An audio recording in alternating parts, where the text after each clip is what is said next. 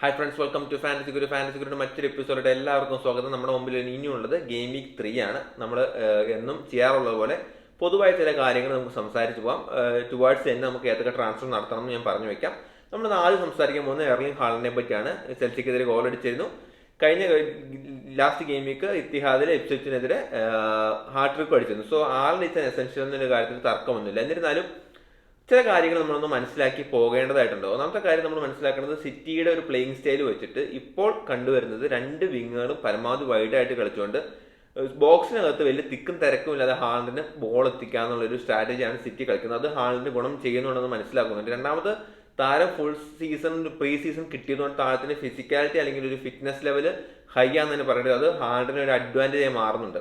എന്നിരുന്നാൽ പോലും ഇങ്ങനെ ഹാലൻഡ് ഗോളൊക്കെ അടിച്ചു വരുമ്പോൾ ഹാലൻഡ് ടീമിലില്ലാത്ത ആളുകൾക്ക് ഹാർഡിനെ വാങ്ങാനുള്ളൊരു ടെൻഡൻസി കാണിക്കുന്നുണ്ട്. പക്ഷേ ഞാൻ പറഞ്ഞു വെക്കാൻ പോകുന്നൊരു point, what I am saying is don't neglect Haaland. But നമ്മൾ ശ്രദ്ധിക്കേണ്ട ഒരു കാര്യം എന്ന് വെച്ച് കഴിഞ്ഞാൽ, ഇനി നോക്കൂ, അടുത്ത ഗെയിം വീക്ക് വരുന്നത് അവർക്ക് വെസ്റ്റ് ഹാം ആയിട്ട് വരുന്നു, ബ്രെൻഫോർഡ് ആയിട്ട് വരുന്നു, ആഴ്സണൽ ആയിട്ട് വരുന്നു, ന്യൂകാസിൽ ആയിട്ട് വരുന്നു. എന്നാൽ ഈ 5 ടീമുകൾക്കെതിരെ എന്തായാലും ഹാലൻഡ് എല്ലാ കളിയും ഹാർട്രിക്ക് അടിക്കൊന്നുമില്ല. ഓഫ്കോഴ്സ് പുള്ളി ഒരു ഗോൾ സ്കോർ ആയിരിക്കും, പക്ഷെ എല്ലാ കളിലും ഹാർട്രിക്ക് വരാൻ ചാൻസ് ഒന്നുമില്ല. അപ്പോൾ ഞാൻ പറഞ്ഞു വെക്കുന്നത് വെച്ച് കഴിഞ്ഞാൽ, നിങ്ങൾക്ക് ഇപ്പോൾ നല്ലൊരു ടീമുണ്ട്. ഹാലൻഡ് ഇല്ലാത്ത ആളുകളോടാണ് പ്രത്യേകം പറയാനുള്ളത്. നിങ്ങൾക്ക് അത്യാവശ്യം മോശമില്ലാത്തൊരു ടീമുണ്ട്. ലെറ്റ്സ് സലയൊക്കെയുള്ള അത്യാവശ്യം പോയിന്റ് വരുന്നൊരു ടീമുണ്ട്. ഹാലൻഡ് മാത്രമാണ് ഒരു തലവേദന എങ്കിൽ നിങ്ങൾ ചിലപ്പോൾ ഒരു അതിബുദ്ധിക്ക് ചിലപ്പോൾ കാണിക്കാൻ പോകുന്നൊരു കാര്യം, ഓക്കെ എനിക്ക് ഹാലൻഡിന് എടുത്തേ പറ്റൂ എന്ന നിലപാടിൽ ചറപറ ട്രാൻസ്ഫർ നടത്തി അത്യാവശ്യം പോയിന്റ് തന്നുകൊണ്ടിരിക്കുന്ന ഒരു ടീമിനെ വാർത്തുടച്ചുകൊണ്ട് നമുക്ക് നല്ല അസറ്റുകളെ ചിലപ്പോൾ സാക്രിഫൈസ് ചെയ്തുകൊണ്ട് ഹാലൻഡിനെ കൊണ്ടുവരാനുള്ള ഒരു ചാൻസ് നിങ്ങൾ കാണിക്കാൻ ചാൻസ് ഉണ്ട്. ചിലരൊക്കെ അങ്ങനെ ചിന്തിക്കുന്നുണ്ടോ? അങ്ങനെ ചിന്തിക്കണമെന്ന് എനിക്ക് പറയാനുള്ളത്, തൽക്കാലം നിങ്ങളുടെ ടീമിന് അത്യാവശ്യം പോയിന്റ് തരുന്ന ഒരു ടീമാണെങ്കിൽ, ഡീസന്റ് അസറ്റുകളൊക്കെ ഉള്ള ടീമാണെങ്കിൽ, തൽക്കാലം ആ ടീമിന് മൊത്തം ഉടച്ചു വാർത്തുകൊണ്ട് ഹാലൻഡിലേക്ക് പോകാതിരിക്കുക. നമുക്കിനി ഹാലൻഡിനെ കൊണ്ടുവരണം എന്നുണ്ടെങ്കിൽ you have time friend. Game week 6 and 7 game week 6 and 7 എത്തുമ്പോൾ നമ്മൾ നോക്കൂ, നമ്മൾ ആദ്യത്തെ ഒരു സ്ക്വാഡ് പിക്ക് ചെയ്തത് ആദ്യത്തെ 6 ഗെയിം വീക്കിലെ മികച്ച ഫിക്സേഴ്സ് നോക്കി മികച്ച കളിക്കാരനെ എടുത്ത്. ഈ ഗെയിം വീക്ക് 6 കഴിയുമ്പോഴത്തേക്കും നമ്മൾ എടുത്തു വെച്ച കളിക്കാർക്കൊക്കെ ഫിക്സർസിങ് വരും, അതായത് കളി ടഫായി വരും. അപ്പോൾ നമുക്ക് മിക്കവാറും നല്ല പുതിയ ടീമുകൾക്ക് കളി ഈസി ആയിട്ട് വരികയും കുറെ ട്രാൻസ്ഫർ നടത്തേണ്ടി വരും. സോ ഗെയിം വീക്ക് 6, 7 എന്ന് പറയുന്നത് നമ്മൾ initially first wild card use ചെയ്യാൻ പോകുന്ന ഏറെക്കുറെ ടൈം ആയിരിക്കും. മിക്കവരും wild card game week 6, 7 start ചെയ്യാൻ ചാൻസ് ഉണ്ട്. അപ്പോൾ ആ സമയത്ത് നിങ്ങൾക്ക് വേണമെങ്കിൽ ടീമിന് മൊത്തം ഉടച്ചു വാർത്തുകൊണ്ട് ഹാലൻഡിനെ സലയെ ഒരുമിച്ച് ടീമിലേക്ക് എടുക്കാനൊക്കെ കഴിയും. ഇപ്പോൾ ഓൾറെഡി ഹാലൻഡ് ടീമിലുള്ളവർ അങ്ങനെ കീപ്പ് ചെയ്യുക. പുതുതായി ടീമിന് മൊത്തം ഉടച്ചു വാർത്ത് ഹാലൻഡിനെ കൊണ്ടുവരാൻ ഉദ്ദേശിക്കുന്നവർ നിങ്ങൾ ഒന്നുകൂടി ആലോചിക്കുക. എന്നിട്ട് ഞാൻ പറഞ്ഞൊന്ന് മനസ്സിലാക്കാൻ ശ്രമിക്കുക. അങ്ങനെയാണെങ്കിൽ ഗെയിം വീക്ക് 6 or 7 ഒരു വൈൽഡ് കാർഡ് എടുത്തുകൊണ്ട് ഹാലൻഡിനെ കൊണ്ടുവരിക. തൽക്കാലം ഈ ആഴ്സണലിനെതിരെ ന്യൂകാസിനെതിരെ വലിയൊരു പോയിന്റ് ഹാലൻഡ് കൊണ്ടുവരാൻ ചാൻസ് ഇല്ലാത്തതുകൊണ്ടാണ് ഇങ്ങനൊരു കാര്യം പറഞ്ഞത്. ഇനി നമുക്ക് അതേപോലെ പറഞ്ഞു പോകേണ്ട മറ്റൊരു കളിക്കാരൻ, അല്ലെങ്കിൽ ഇതിനെ വൈസ് വേഴ്സയായിട്ട് സ്വഭാവം പ്രകടിപ്പിക്കുന്ന മറ്റൊരു കളിക്കാരാണ് എൻകൂക്കു.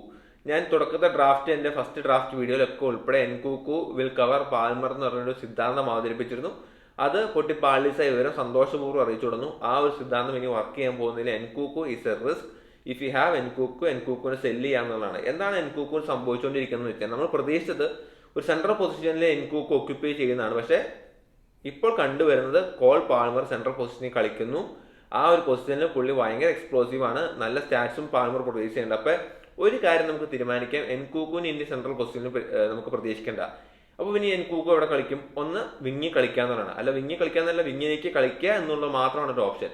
ചെൽസിയുടെ വിങ്ങിൽ എത്ര കളിക്കാരുണ്ടെന്ന് ചെൽസിയുടെ കോച്ചിന് പോലും അറിയാമുള്ളാത്ത അത്രയും പ്ലേയേഴ്സ് അവർക്ക് വിങ്ങി കളിക്കാനുണ്ട്. അപ്പൊ അങ്ങനെ ഒരു പൊസിഷനിൽ എൻകൂക്കു ഇനി അവരോടൊക്കെ പടവെട്ടി എന്തെങ്കിലും സ്റ്റാർട്ടിങ്ങിന് വേണ്ടി തിരിച്ചു വരുമെന്ന് നോക്കിയിരുന്നു കഴിഞ്ഞാൽ ചിലപ്പോൾ FPL സീസൺ ചിലപ്പോൾ കഴിഞ്ഞു പോകാൻ സാധ്യത. അതുകൊണ്ട് തന്നെ എൻകൂക്കു ഓണേ ശ്രദ്ധിക്കാം.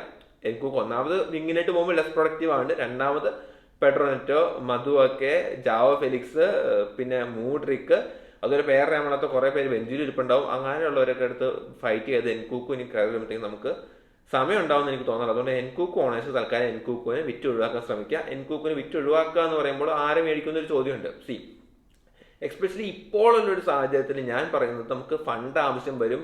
ഈ പറഞ്ഞ പോലെ സലാ, ഹാലൻഡിനെയൊക്കെ നമുക്ക് ടീമിനായിട്ട് ഒരുമിച്ച് കൊണ്ടുവരണം എന്നുള്ളവർക്കൊക്കെ ഞാൻ സജസ്റ്റ് ചെയ്യുന്നൊരു ഡൗൺഗ്രേഡ് ചെയ്യുക. അതായത് എൻകൂക്കിനും വില കുറഞ്ഞ മികച്ച അസറ്റുകളിലെ നമ്മൾ കണ്ടെത്തുക, അവരിൽ നിന്ന് ഏറ്റവും മികച്ച 3 പേരെ നമുക്ക് സെലക്ട് ചെയ്യാം. അപ്പോൾ അങ്ങനെ എൻകൂക്കിനെ ഒഴിവാക്കണമെങ്കിൽ നിങ്ങൾ ആദ്യം പരിഗണിക്കാം. ഞാൻ പറയുന്ന പേര് മറ്റാരുമല്ല, റോജേഴ്സ് ആണ്. ആസ്റ്റൺ വില്ലയുടെ 5 മില്യൺ താരത്തിന്റെ വില. കഴിഞ്ഞ 2 കളികളും പോയിന്റ് തന്നിട്ടില്ല എന്നുള്ളത് ഞാൻ മനസ്സിലാക്കുന്നു. പക്ഷേ വില്ലയുടെ അറ്റാക്കിന് ചുക്കാൻ പിടിച്ചിരുന്ന താരമാണ് ഈ റോജേഴ്സ്. ഇനി വില്ലയുടെ ഫിക്സേഴ്സ് നിങ്ങൾക്ക് നോക്കിയാൽ മനസ്സിലാവും, വളരെ ഈസി റൺ ഓഫ് ഫിക്സേഴ്സ് ആണ് വരുന്നത്. അതുകൊണ്ട് തന്നെ നമ്മുടെ സ്റ്റാറ്റ്സ് വൈസും സ്റ്റാർട്ടിന് സപ്പോർട്ട് കിട്ടുന്നുണ്ട്. രണ്ട് കളികളായിട്ട് 3 ഷോട്ട്, 2 ചാൻസ് ക്രിയേറ്റ് ചെയ്തു. അതിനകത്ത് തന്നെ ഒരു ചാൻസ് ബിഗ് ചാൻസ് ആയിരുന്നു. എക്സ്പെക്ട് ഗോൾ ഇൻവോൾവ്മെന്റ് എന്ന് പറഞ്ഞാൽ 0.2 ആണ്. അപ്പോൾ 5 മില്യൺ ഉള്ളൊരു റോജേഴ്സിലേക്ക് നിങ്ങൾക്ക് ആദ്യം വേണമെങ്കിൽ പോകാൻ കഴിയും. അതല്ലാത്തവർക്ക് എമിൽ സ്മിത്രോ 5.5 ഫുൾഹാം. കഴിഞ്ഞ കളിയിൽ ഗോൾ ഉൾപ്പെടെ 10 പോയിന്റ് തന്ന താരമാണ്, മികച്ച കളിക്കാരാണ്. ഫുൾഹാമിന്റെ ഫിക്സേഴ്സ് ഈസി ആയിട്ട് വരുന്നു. 1 big chance created, total 2 shots, ഒരു 3 ബോണസ് പോയിന്റ് കിട്ടിയിട്ടുണ്ട്. അതുകൊണ്ട് തന്നെ എമിൽ സ്മിത്രോയിലേക്ക് നിങ്ങൾക്ക് എൻകൂക്കിന് വിറ്റിട്ട് വരാൻ കഴിയുന്നതാണ്. അതല്ലെങ്കിൽ സെമന്യോയിലേക്ക് വരാം. സെമന്യോയുടെ സ്റ്റാറ്റ്സ് ഈ കളിക്കാരേക്കാളൊക്കെ മികച്ച സ്റ്റാറ്റ്സ് തന്നെ പറയേണ്ടി വരും. 5.5 താരത്തിന് വരാം. ആകെ എടുത്ത ഷോട്ടുകൾ 7 എക്സ്പെക്ടഡ് ഗോൾ എന്ന് പറഞ്ഞാൽ 0.27 ആണ്. 2 ബിഗ് ചാൻസ് ക്രിയേറ്റ് ചെയ്തിട്ടുണ്ട്. എക്സ്പെക്ടഡ് അസിസ്റ്റ് എന്ന് പറഞ്ഞാൽ 1.23 ആണ്. അതുകൊണ്ട് അസിസ്റ്റ് പൊട്ടൻഷ്യൽ വളരെ കാര്യമായിട്ട് കഴിഞ്ഞ കളിയിൽ പോയിന്റും എടുത്ത കളിക്കാരനാണ്. അതുപോലെ തന്നെ നമ്മൾ നോക്കുകയാണെങ്കിൽ എക്സ്പെക്ടഡ് ഗോൾ ഇൻവോൾവ്മെന്റിൽ ടോപ്പ് 4 ഉള്ള കളിക്കാരനാണ് സമന്വയം. അതുപോലെ തന്നെ ടോപ്പ് ഷോട്ടിലും ജോയിന്റ് 4 കളിക്കാരനാണ്. 12 ഷോട്ടുകൾ ഇതുവരെ എടുത്തിട്ടുണ്ട്. സോ സമന്വയം വളരെ മികച്ചൊരു ഓപ്ഷൻ തന്നെയാണ്. അപ്പൊ എൻകൂക്കു ഉള്ളവരെ വിറ്റിട്ട് ഈ 3 പ്ലേയേഴ്സിലേക്ക് ഡൗൺഗ്രേഡ് ചെയ്ത് ബാക്കി എന്തെങ്കിലും കയ്യിലുണ്ടെങ്കിൽ അത് എടുത്തു വെക്കുക എന്നുള്ള മാത്രമാണ് എനിക്ക് പറയാനുള്ളത്. അതാണ് എൻകൂക്കുവിനെ പറ്റി പറയാനുള്ളത്. ഇനി അതിന്റെ കൂടെ തന്നെ സാന്ദർഭികമായി ഒരു കാര്യം പറഞ്ഞുകൊള്ളട്ടെ, അത് മറ്റൊന്നുമല്ല, നമുക്കൊരു പുതിയ ഒരു 4 മില്യൺ ഡിഫൻഡർ ഏറെക്കുറെ നമുക്ക് കുറച്ച് നാളത്തേക്കും കിട്ടാൻ ചാൻസ് ഉണ്ട്. ലോങ് ടൈം ഇൻവെസ്റ്റ്മെന്റ് എന്ന രീതിയിൽ ഒരു 4 മില്യൺ ഡിഫൻഡറെ ഞാൻ അവതരിപ്പിക്കില്ല. എന്നിരുന്നാൽ പോലും കറന്റ് സിനാരിയോയിൽ നമുക്കൊരു പുതിയൊരു 4 മില്യൺ ഡിഫൻഡറെ നമുക്ക് ലഭ്യമാണ്. അത് ആസ്റ്റൺ വില്ലയുടെ കോസ്റ്റാണ്. നമുക്ക് കണ്ടറിയാം, കഴിഞ്ഞ കളിയിൽ ആഴ്സണലിനെതിരെ ക്യാഷിന് ഹാംസ്ട്രിങ് ഇഞ്ചുറി വന്ന് താരം പുറത്തു പോയപ്പോൾ കയറി വന്ന കളിക്കാരൻ കോസ്റ്റ് ആയിരുന്നു. പ്രീ സീസണിലെ എല്ലാ കളികളിലും ആസ്റ്റൺ വില്ലയ്ക്ക് വേണ്ടി കളിച്ച കളിക്കാരാണ്. താരത്തെ ഹൈലി റേറ്റ് ചെയ്യുന്നുണ്ട് അവരുടെ പരിശീലകനായ ഉനയ് എമറി. ഈ ക്യാഷിന്റെ ഒരു ഇഷ്യൂ എന്ന് വെച്ചാൽ ക്യാഷിന് ചിലപ്പോൾ സബ്ബായിട്ട് കോൺസ വരാറുണ്ടായിരുന്നു. അതായത് റൈറ്റ് സൈഡിൽ കോൺസ റൈറ്റ് ബാക്ക് ആയിട്ട് കളിക്കുന്നുണ്ടായിരുന്നു. പക്ഷേ ഈ സീസണിൽ തുറക്കം തന്നെ എമറി പറഞ്ഞിട്ടുണ്ട് കോൺസ ഇനി സെന്റർ ബാക്ക് ആയിട്ടായിരിക്കും കളിക്കാന്ന്. അപ്പൊ ആ ഒരു പൊസിഷനായിട്ട് ക്യാഷ് കഴിഞ്ഞ ദിവസം സബ്ബായപ്പോൾ വന്ന താരം കോസ്റ്റാണ്. ഏറ്റവും ലേറ്റസ്റ്റ് ആയിട്ട് വിവരങ്ങൾ അനുസരിച്ച് ക്യാഷ് അടുത്ത 1 മാസത്തേക്ക് എങ്കിലും പുറത്തിരിക്കുന്നതാണ് അറിയുന്നത്. അങ്ങനെയാണെങ്കിൽ 1 മാസത്തേക്ക് ഈ കോസ്റ്റ് വന്നൊരു പ്ലെയർ ആയിരിക്കും റൈറ്റ് സൈഡിൽ ആസമിലേക്ക് കളിക്കുന്ന. ആസമിലയുടെ ഫിക്സസ് വളരെ ഈസി എന്നുള്ള കാര്യം മറക്കാതിരിക്കുക. അതിന് കൂടെ പറഞ്ഞു വെക്കേണ്ട കാര്യം ട്രാൻസ്ഫർ, അതായത് ഈ താരങ്ങളെ കൈമാറ്റം ചെയ്യുന്നവരുടെ ട്രാൻസ്ഫർ മാർക്കറ്റ് അവസാനിക്കുന്നത് ഫ്രൈഡേ ആണ്. അതിന് മുമ്പായിട്ട് ആസമിലെ ഏതെങ്കിലും ഫുൾ ബാക്കിനെ കൊണ്ടുവന്നാൽ ഈ പറഞ്ഞ കോസ്റ്റ് എന്നൊരു ഓപ്ഷൻ ഇൻവാലിഡ് ആവുകയും ചെയ്യുന്നു ഓർമ്മിപ്പിക്കുന്നു. ഞാനിപ്പോൾ വീഡിയോ ചെയ്യുന്നത് ബുധനാഴ്ച വൈകിട്ടാണ്. എനിക്ക് ഇപ്പോൾ കറന്റ് അവൈലബിൾ ആയിട്ടുള്ള വിവരങ്ങൾ വെച്ചാണ് ഈ ഒരു വിവരം നിങ്ങൾക്ക് കൈമാറുന്നത്. സോ ഒരു 4 മില്യൺ ഡിഫൻഡർ നിങ്ങൾ നോക്കുന്നുണ്ടെങ്കിൽ at the moment I would say Costa from Aston വില്ലയാണ്. അതാണ് ഒരു 4 മില്യൺ ഡിഫൻഡറെ പറ്റി പറയുന്നത്. ഇനി നമ്മൾ പറയുന്ന മറ്റൊരു കോമൺ ടോപ്പിക് ബ്രൂണോ ഫെർണാണ്ടസിന്റെ അവസ്ഥയെ പറ്റിയാണ്. നമ്മൾ പറഞ്ഞത് ഗെയിം വീക്ക് 1 കഴിഞ്ഞപ്പോൾ ഭയങ്കര അണ്ടർലൈൻ സ്റ്റാറ്റ്സ് ആണ്, ഇപ്പൊ ഗോൾ അടിക്കുമെന്ന് പറഞ്ഞു. ഗെയിം വീക്ക് 2 കഴിഞ്ഞപ്പോഴും എനിക്ക് അതേ വാക്കുകൾ ഞാൻ ഉപയോഗിക്കുന്നു. ഭയങ്കര അണ്ടർലൈൻ സ്റ്റാറ്റ്സ് ആണ്, ഇപ്പൊ ഗോൾ അടിക്കുന്നു. പക്ഷെ അതൊരു FPL പെർസ്പെക്റ്റീവ് നമ്മൾ അത് എങ്ങനെ ഹാൻഡിൽ ചെയ്യണം എന്നുള്ളത് വളരെ ഇമ്പോർട്ടൻ്റ് ആണ്. നമ്മൾ ബ്രൂണോ ഫെർണാണ്ടസ് എന്നും ബാക്ക് ചെയ്ത് അല്ലെങ്കിൽ 2 കളികളുണ്ട് ബാക്ക് ചെയ്തതിന് കാരണം പുള്ളിയുടെ അണ്ടർലൈൻ സ്റ്റാറ്റ്സ് വളരെ ഗുഡ് ആണ് എന്ന് പറഞ്ഞുകൊണ്ടാണ്. ഇനി ഗോൾ അടിക്കാൻ ചാൻസ് ഉണ്ടെന്ന് പറഞ്ഞുകൊണ്ടാണ്. പുള്ളിയുടെ ടോട്ടൽ എക്സ്പെക്റ്റഡ് പോയിന്റ് 13.73 പോയിന്റ് കഴിഞ്ഞ 2 കളികളായിട്ട് താരം തരണം എന്നായിരുന്നു നമ്മുടെ സ്റ്റാറ്റ്സ് വെച്ച് പറയുന്നത്.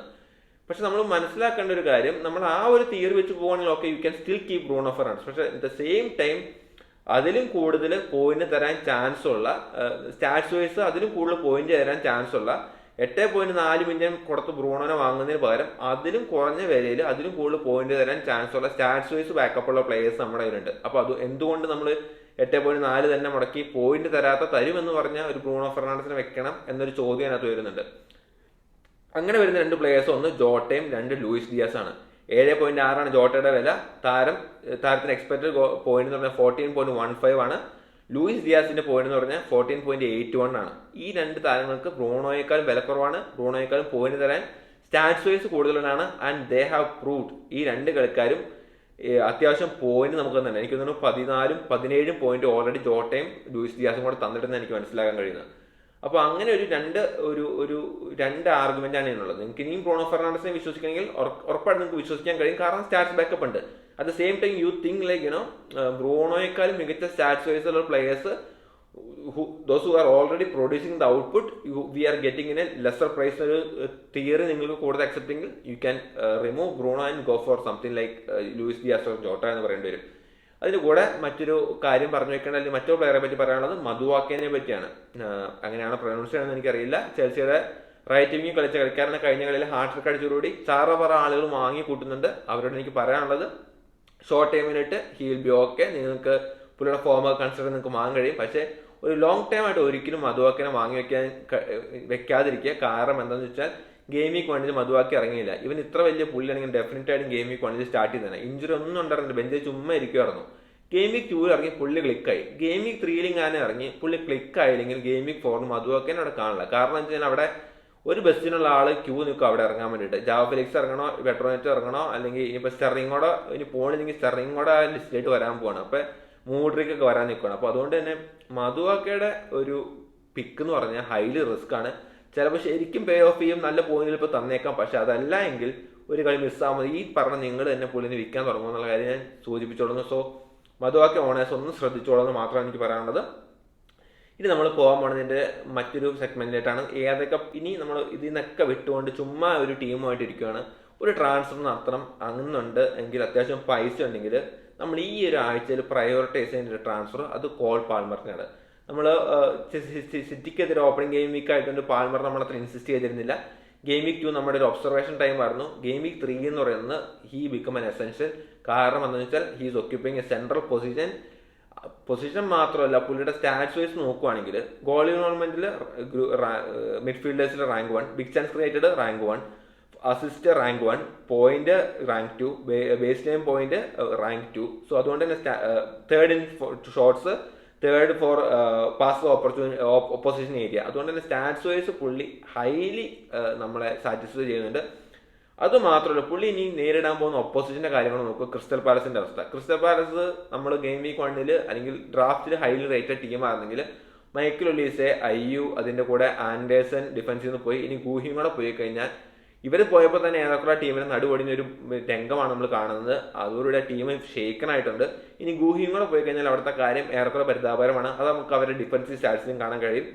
16th for shot inside box considered 16ാം സ്ഥാനത്ത്, ഗോൾ കൺസിഡറിൽ 17ാം സ്ഥാനത്ത്. അങ്ങനെ ഒരു ടീമിനെതിരാണ് പാൽമറിന്റെ കളി വരുന്നത്. അതുകൊണ്ട് നിങ്ങളൊരു ട്രാൻസ്ഫർ നിങ്ങൾ പ്ലാൻ ചെയ്യുന്നുണ്ടെങ്കിൽ go for Cole Palmer. That is a primary target you must have. ഇതിന്റെ കൂടെ തന്നെ പറയേണ്ട അവരുടെ ഫിക്സേഴ്സ് നോക്കാം. ചെൽസിയുടെ Crystal Palace, Bournemouth, West Ham, Nottingham Forest, Brighton, ഇത്ര നല്ല ഗുഡ് ഫിക്സേഴ്സ് വരുന്നത്. അതുകൊണ്ട് തന്നെ പാൽമർ നിങ്ങൾ തീർച്ചയായിട്ടും ബൈ ചെയ്യാൻ ശ്രമിക്കാം. ഇനി നിങ്ങൾ ടീമിൽ കീപ്പ് ചെയ്യേണ്ട കളിക്കാർ, അതായത് നിങ്ങൾക്കൊരു വിൽക്കാനുള്ള ഒരു ത്വര ഉണ്ടെങ്കിൽ പോലും ഞാൻ കീപ്പ് ചെയ്യാൻ പറഞ്ഞ കളിക്കാരെ ഒന്ന് ഒലിവർ വാക്കിൻസ് ആണ്. നമുക്കറിയാം വാക്കിൻസ് 2 കളികളായിട്ട് പോയി എന്നില്ല. പക്ഷേ ഇനി വരാൻ പോകുന്ന ഫിക്സേഴ്സ് ആണ് ശരിക്കും വാക്കിൻസ് എന്നൊരു താരത്തിന്റെ FPL ഭാവി നിർണ്ണയിക്കാൻ പോകുന്ന ഈസി റൺ ഓഫ് ഫിക്സേഴ്സ് വരുന്നു. കഴിഞ്ഞ കളിയിൽ ആഴ്സണൽ തീർച്ചയായിട്ടും പോയിന്റ് കിട്ടണ്ടായിരുന്നു. പക്ഷെ റായ അവിടെ 2 ചിറകും വെച്ച് നിന്നിട്ട് സേവ് ചെയ്തതുകൊണ്ട് മാത്രം വാക്കിൻസിന് പോയിന്റ് കിട്ടാതിരുന്നു. എന്നിരുന്നാലും സ്റ്റാറ്റ്സ് ബാക്കപ്പ് നമുക്കൊന്നും ഉണ്ട്. കീ പാസുകൾ number 1, second for big chance, 4th for expected goal, 4th for non penalty expected goal involvement 4th rank. So stats backup വാക്കിങ്സിന് വരുന്നു, ഫിക്സേഴ്സ് അനുകൂലമായിട്ട് വരുന്നു. സോ അത് രണ്ടും കൂടെ ഒരുമിച്ച് വരുമ്പോൾ ഗോളായി മാറാനുള്ള ചാൻസ് ഉണ്ട്. അതുകൊണ്ട് തന്നെ Watkins owners please be patient. നമുക്ക് കീപ്പ് ചെയ്യാൻ വാക്കിങ്സിനെ പറയണം. ഇതേ കാറ്റഗറിയിൽ കീപ്പ് ചെയ്യാൻ പറയുന്ന മറ്റൊരു കളിക്കാരൻ ജോസ്കോ ഗവാർഡിയോൾ ഫ്രം മാൻ സിറ്റി ആണ്. നമുക്കറിയാം ഞാൻ സീസൺ തുടങ്ങിയപ്പോൾ പറഞ്ഞത് ഗവാർഡിയോൾ ചുമ്മാ വന്നിട്ട് 5-6 ഗോൾ അടിക്കുന്ന രീതിയിലുള്ള ഹൈപ്പാണ് ഞാൻ കൊടുത്തിരുന്നത്. പക്ഷേ സിറ്റിയുടെ കളി കണ്ടപ്പോൾ പെപ് ഗാർഡിയോള ഞാൻ ഉദ്ദേശിച്ച പുള്ളിയുടെ മൊട്ടത്തലയിൽ പുള്ളിക്ക് വേറെ കാര്യങ്ങളാണ് തോന്നുന്നത്. പുള്ളി റിക്കോ ലൂയിസിനെ റൈറ്റ് വിങ് ബാക്കി കളിപ്പിച്ച് പുള്ളിയാണ് ഒരു പോക്കറ്റ്സ് ഒക്കെ ഒക്യുപ്പ് ചെയ്യണം. അതുകൊണ്ട് Rico Lewis stats wise Josko ഗവാർഡിയോനേക്കാളും 10 മടങ്ങ് ബെറ്റർ ആണ്. എന്നിരുന്നാൽ പോലും നമുക്ക് നോക്കുവാണെങ്കിൽ ഇപ്പോൾ ജോസ്കോ ഗവാർഡിയോള നമ്മൾ അറ്റാക്കിംഗ് പൊട്ടൻഷ്യൽ മാറ്റി വെച്ചാൽ അല്ലെങ്കിൽ അറ്റാക്കിംഗ് പോയിന്റ് മാറ്റി വെച്ചിട്ട് നമ്മൾ നോക്കുവാണെങ്കിൽ ലെറ്റ്സ് സിറ്റി ഡിഫൻസിലായിട്ട് വരുവാണെങ്കിൽ city 20th four shot consider, അതായത് ഏറ്റവും കുറവ് ഷോട്ട് കൺസിഡർ ചെയ്ത ടീം സിറ്റി, ഏറ്റവും കുറവ് ബോക്സിൽ ഷോട്ട് കൺസിഡർ ചെയ്ത സിറ്റി, ഓൺ ടാർഗറ്റിൽ ഏറ്റവും കുറവ് കൺസിഡർ ചെയ്ത city, non penalty expected goal consider 19th, expected goal consider 19th, expected clean sheet 19th. അതുകൊണ്ട് തന്നെ സിറ്റി ഡിഫൻസ് വളരെ മികച്ചാണ്. അതുകൊണ്ട് തന്നെ ഗവാർഡിയോളിനെ വിറ്റിട്ട് വേറെ ഏതെങ്കിലും ഒരു പ്ലെയറിലായിട്ട് പോവുകയാണെങ്കിൽ അത് റിക്കോ ലൂയിസിലായിട്ട് അയക്കണം. എന്നിരുന്നാൽ പോലും ഈ പറഞ്ഞ റിക്കോ ലൂയിസ് ഒരു റൊട്ടേഷൻ റിസ്ക് ആണ്, ഗവാർഡിയോൾ റൊട്ടേഷൻ റിസ്ക് ആണ്. സോ ബേസിക്കലി നിങ്ങൾ ചെയ്യാൻ പോകണമെന്ന് വെച്ചാൽ എന്നാൽ ശരി ഗവാർഡിയോളിനെ മാറ്റിയിട്ട് റിക്കോ ലൂയിസിലായിട്ട് പോകാന്ന് വെച്ചാൽ ചിലപ്പോൾ അടുത്ത റിക്കോ ലൂയിസ് ഇറങ്ങില്ല, വാക്കർ ഇറങ്ങുന്നതിന് പകരം. സോ അതുകൊണ്ട് തന്നെ ഗവാർഡിയോൾ ഓടുന്നതിനെ പറ്റി എനിക്ക് പറയാനുള്ള തൽക്കാലം ആ ഒരു ട്രാൻസ്ഫർ കളയാതെ അവിടെ കീപ്പ് ചെയ്യുക. അറ്റ്ലീസ്റ്റ് ക്ലീൻ ഷീറ്റിന് വരാനുള്ള ചാൻസ് ഉണ്ട്. അതാണ് ജോസ്കോയെ പറ്റി പറയാനുള്ളത്. ഇനി സെല്ല് ചെയ്യേണ്ട കളിക്കാരെ, ഇനി നിങ്ങളുടെ ടീമിലോട്ട് സെല്ല് ചെയ്യാൻ ആരെങ്കിലും വെച്ചിട്ടുണ്ടെങ്കിൽ അല്ലെങ്കിൽ നിങ്ങൾ സെല്ല് ചെയ്യാൻ പ്ലാൻ ചെയ്ത് തുടങ്ങുന്ന ഒരു കളിക്കാരൻ അത് ഡീൻ ഹെൻഡേഴ്സൺ ആണ്, ക്രിസ്റ്റൽ പാലസിന് ഗോൾ കീപ്പറാണ്. റീസൺ മറ്റൊന്നുമല്ല, ഞാൻ ആദ്യം തുടങ്ങിയത് തന്നെ നമ്മൾ സീസൺ തുടങ്ങുമ്പോൾ ക്രിസ്റ്റൽ പാലസിന് നമ്മൾ ഹൈലി റേറ്റഡ് ചെയ്തിരുന്നു, പക്ഷേ അവരുടെ ഡിഫൻസ് വേഴ്സ്റ്റ് ആണ്. അതുപോലെ തന്നെ ഡീൻ ഹെൻഡേഴ്സിന് ക്ലീൻ ഷീറ്റ് കിട്ടുന്ന പ്രതീക്ഷ എനിക്ക് തീരെയില്ല. 16 for shot inside the box considered, 17 for goal considered, 0 clean sheet so far. So if you are planning to sell someone, if you have a Dean Henderson, I'm saying the chance of clean sheet is very low, so plan accordingly. ഇനി അതിന് കൂടെ നമുക്ക് cell ചെയ്യാൻ കഴിയുന്ന മറ്റൊരു player Ivan ടോണിയാണ്. Ivan ടോണിയെ പറ്റി അവരുടെ coach പറഞ്ഞിരിക്കുന്നത് പുള്ളിയുടെ ട്രാൻസ്ഫർ ഏറെക്കുറെ എവിടെയെങ്കിലും ചെന്ന് അവസാനിക്കും, ഏതെങ്കിലും ക്ലബ്ബ് പുള്ളിനെ കൊത്തിക്കൊണ്ടുപോകാനുള്ള ചാൻസ് ഉണ്ട്. അതുകൊണ്ട് തന്നെ തൽക്കാലം ഫസ്റ്റ് ടീമിനൊപ്പം പുള്ളി ട്രെയിൻ ചെയ്യുന്നില്ല, പുള്ളി വീട്ടിലിരിക്കുമെന്ന് എനിക്ക് തോന്നുന്നത്. അപ്പോൾ അങ്ങനെ ഒരു കളിക്കാരൻ നമ്മൾ ടീമിലേക്ക് എടുത്തു വെച്ച് കഴിഞ്ഞാൽ നമ്മളും വെറുതെ ആവശ്യമില്ലാത്ത പരിപാടിക്ക് പോകേണ്ട കാര്യമില്ല, വെറുതെ ട്രാൻസ്ഫർ ആണ്. അതുകൊണ്ട് ഐവാൻ ടോണി ആരും ടീമിൽ ഇനിയും വെച്ചിട്ടുണ്ടെങ്കിൽ തീർച്ചയായും നിങ്ങൾക്ക് സെല് ചെയ്യാൻ കഴിയും. പുള്ളി ഇനി ബ്രെൻഫോർഡിന് വേണ്ടി കളിക്കാനുള്ള ചാൻസ് വളരെ വളരെ വിരളമാണ്. ഇനി നമുക്ക് ലാസ്റ്റ് ആയിട്ട് നോക്കാനുള്ളത് ക്യാപ്റ്റൻ ആരെല്ലാമാണെന്നാണ്. 3 ക്യാപ്റ്റൻസി ഓപ്ഷനാണ് ഈ ആഴ്ച മെയിൻ ആയിട്ടുള്ളത്. അതിൽ ഹാലണ്ട് എന്തുകൊണ്ടെന്ന് വെച്ചാൽ current form, West Ham defensive വീക്കാണ്. പാൽമർ ഈസ് എ നല്ലൊരു ഓപ്ഷൻ ആവുന്നു. ചെൽസിക്ക് ഹോം ഗെയിം വരുന്നു against league Crystal Palace defence. ഒരേ വാക്കിങ്സ് ഈ പറഞ്ഞ പോലെ സ്റ്റാറ്റ്സ് ബാക്കപ്പ് ഉണ്ട്. ഒരു കമ്പാരിറ്റീവ്ലി വീക്ക് ഡിഫൻസ് ആയിട്ട് ലേസ്റ്റർ ആയിട്ട് കളിക്കുന്നു. ഈ 3 പേരിൽ ആര് വേണമെങ്കിൽ ക്യാപ്റ്റനാക്കാം. If you ask me to rank, I would say Haaland is my priority, then Palmer, Watkins is my third captain. അങ്ങനെയാണ് ഇതിനെപ്പറ്റി പറയാനുള്ളത്. സോ എനിക്കറിയാം വീഡിയോ ലെങ്ത് ആയി പോകുന്നു, so sorry for it, but so much to talk about. അപ്പോൾ ആരെങ്കിലും like ചെയ്യാൻ മറന്നെങ്കിൽ ആ ലൈക്ക് ബട്ടൺ അമർത്തിക്കൊള്ളുക, കമൻറ്റുകൾ രേഖപ്പെടുത്തുക, സബ്സ്ക്രൈബ് ചെയ്യാനുള്ളവർ സബ്സ്ക്രൈബ് ചെയ്യാൻ സഹായിക്കും. എന്തെങ്കിലും ഡൗട്ട് ഉണ്ടെങ്കിൽ തീർച്ചയായിട്ടും കമൻറ്റ് ബോക്സിൽ രേഖപ്പെടുത്തുക. മറ്റൊരു വീഡിയോ ഉടനെ കാണാം. അതുവരെയും ഗുഡ് ബൈ.